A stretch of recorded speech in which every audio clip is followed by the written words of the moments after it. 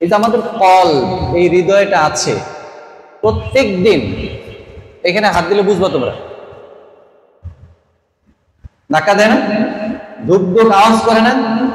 প্রত্যেক দিন 1,00,000 বার এই ধুক ধুক আওয়াজটা করে। সুবহানাল্লাহ। কতবার? 1,00,000 বার এটা এরকম পাম্প করতে থাকে। আর 1,00,000 বার পাম্প করে সারা শরীরে প্রত্যেক দিন 7,000 লিটার রক্ত সারা শরীরে সে পাম্প করে। চিন্তা করো, এই প্রত্যেকটা রগ নালীতে যদি রক্ত সঞ্চালন না হয় তাহলে তোমার হাত এগুলা কোনো কাজ করবে না। এই যে এত সুন্দর স্মুথলি, হ্যাঁ, আমাদের শরীরেও তো এইরকম প্রত্যেকটা জায়গায় কি দেওয়া আছে, কানেকশন দেওয়া আছে। কোন জায়গায় যদি এই যে হার্ট ব্লক হয়ে যায়,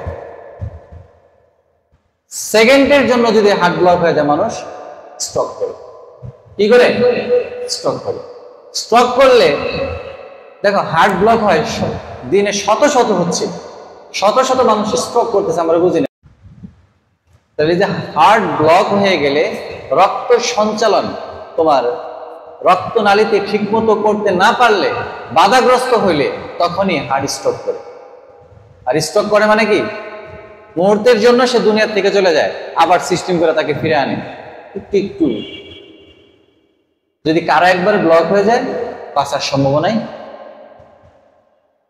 তাহলে বুঝো আল্লাহ তাআলা, দেখো দুনিয়াতে কোনো মেশিন এমন আছে যেই মেশিন কোনো বৈজ্ঞানিক আবিষ্কার করার পরে নষ্ট হয়নি, অথবা 1 দিন 2 দিন 1 মাস চলার পরে বন্ধ হয় নাই।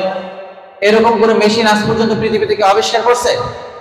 হ্যাঁ, মোবাইলটা লং টাইম চলে, এটা একটা মেশিন ধরো, এটা নষ্ট হয় 1 বছর 2 বছর 5 বছর পরে কি হয়?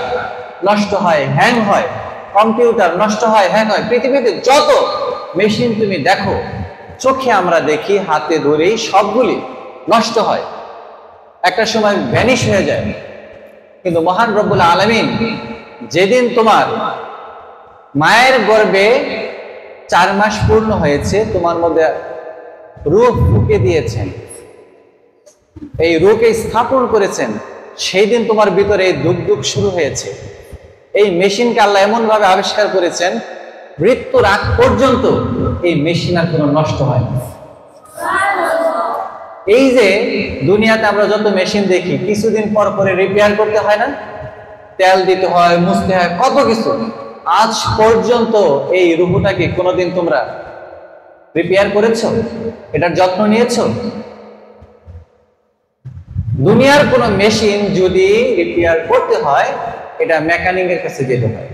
কিন্তু আমাদের যে আল্লাহ তাআলা একটা মেশিন বানিয়ে দিয়েছেন, এই মেশিনের চিকিৎসা আছে, ট্রিটমেন্ট আছে। এই মেশিনের ট্রিটমেন্ট করতে হলে যাইতে হবে আল্লাহওয়ালাদের কাছে।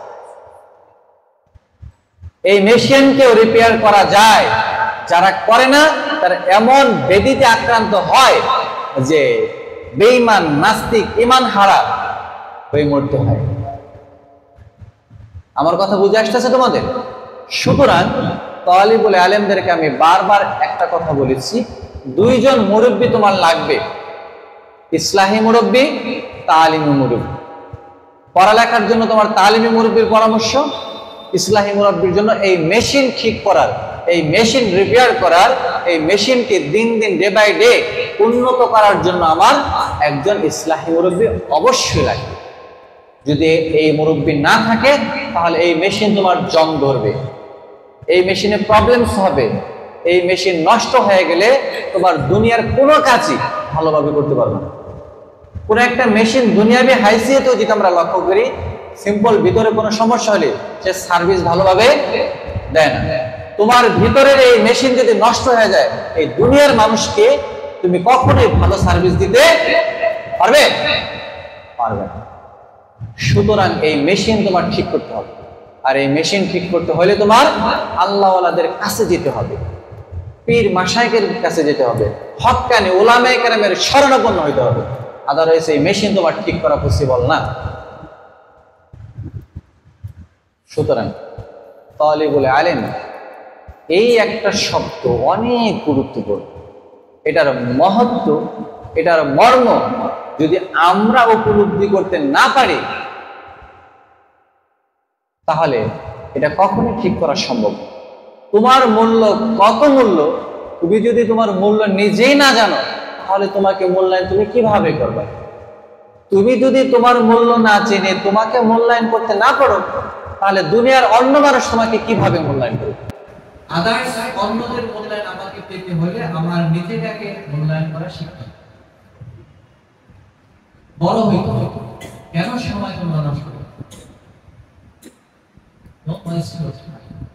Valuable things. একবার চলে গেলে কখন আর ফিরে আসবে না। এবং সময়, অর্থ চলে গেলে এই অর্থ আবারও তুমি ইনকাম করতে পারবে। সম্পদ কোনোভাবে নষ্ট হয়ে গেলে এই সম্পদ তুমি আবার উপার্জন করতে পারবে। সময় একবার চলে গেলে, যেটা তুমি হেলায় নষ্ট করেছো, গল্প করে নষ্ট করেছো, অলসতায় নষ্ট করেছো, এই সময় আর কোনদিন ফিরে আসবে? এই জন্য ভাইরা সময়ের অনেক অনেক এটার উপরে আলোচনা হয়েছে, লেখালেখি হয়েছে, শতবার তোমরা পড়েছো, এই আলোচনা শুনেছো, কিন্তু সময়ের গুরুত্ব আমরা দিই।